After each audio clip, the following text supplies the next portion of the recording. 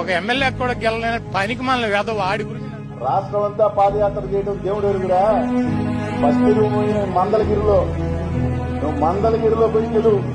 లోకేష్ ఒక పనికి మాలను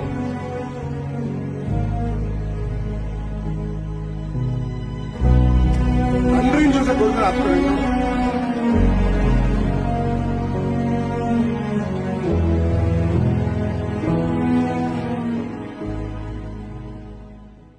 మంగళగిరిలో టీడీపీ అభ్యర్థి నారా లోకేష్ సంచలనం సృష్టించబోతున్నారు. ఎన్నికల కౌంటింగ్ లో 15,000కు పైగా మెజారిటీ కొనసాగుతూ గెలుపు దిశగా ముందరికెళ్తున్నారు.